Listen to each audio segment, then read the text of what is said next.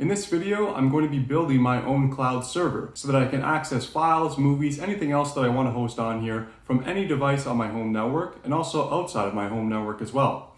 So in order to do so, I'm going to be using this guy. So this is a Synology 720 Plus. It's a network attached storage device where you can hook up multiple hard drives to it to host any content that you want. And I also have this guy here, which is a Seagate Ironwolf 6 terabyte hard drive. And I deliberately picked this model because it's got low power and it's built to last. In this video, I'm going to unbox everything, show you how to set everything up, and hopefully by the end of it, we'll all be watching some movies on my network attached storage. So here we go.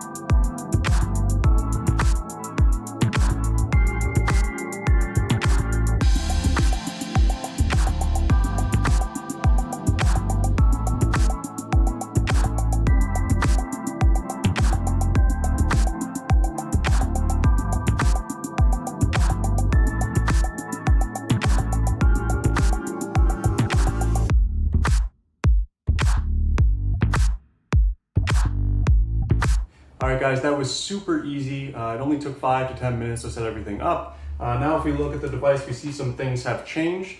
So if you can see here, the status is now blinking orange. We see that it is correctly reading disk 1, which is the one disk that I put in. I didn't put a second one, at least for now, maybe later.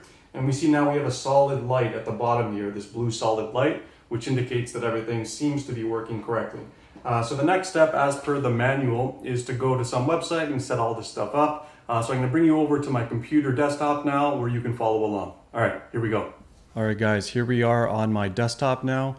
So I'm taking a look at the quick start pamphlet. So I need to go to some website, find.synology.com. I think that's right. Let me double check. Yes, that is correct. Let's see what this does now. Ooh, something's happening. Searching. The instructions also say to make sure you're on the same network, which I am. I'm hardwired here. Hopefully that doesn't make any difference. Oh, cool. All right, so Synology NAS, model name. So it looks like it auto-detected everything. So I'm gonna click on this button. And of course, I'm gonna read through all of this. Click on OK.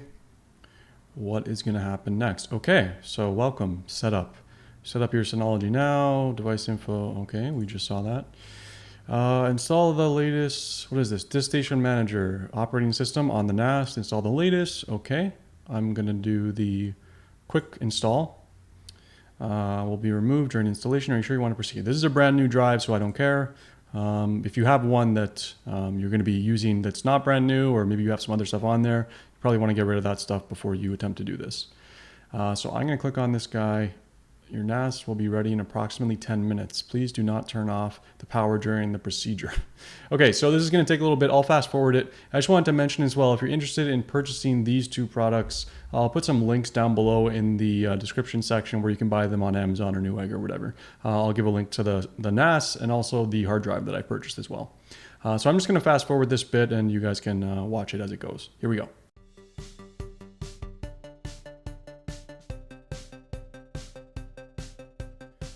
All right, guys, we finally got to the next screen and it's asking for a bunch of details here for us to fill in. So let's do that now.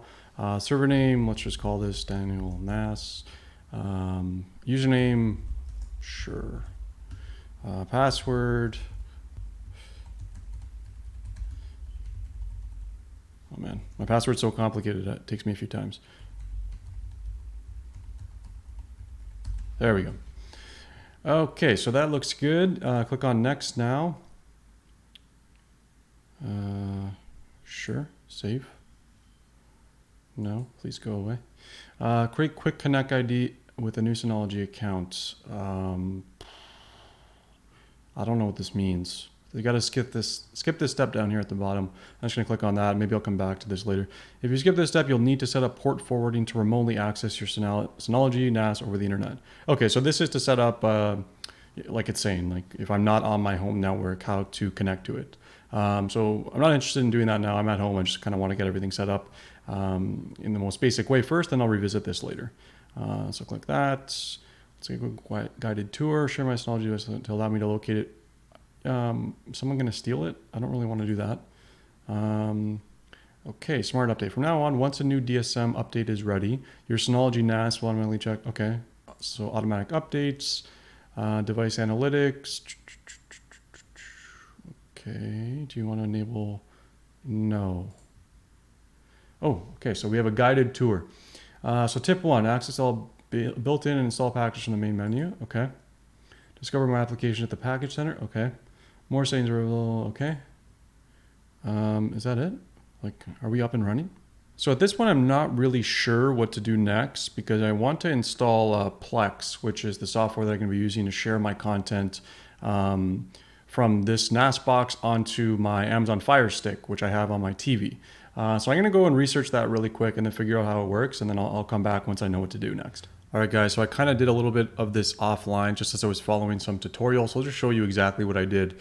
So I went to the package center, which is this guy up here, and I searched for Plex, which is just this. And all I did was click an install button here, and it just ran me through a wizard. That's all you had to do in order to get Plex Media Server installed.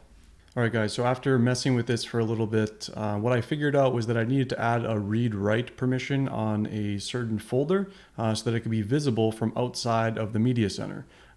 So now if you go to my NAS drive and you click on Plex, you don't get that error that I was seeing before. It immediately jumps in.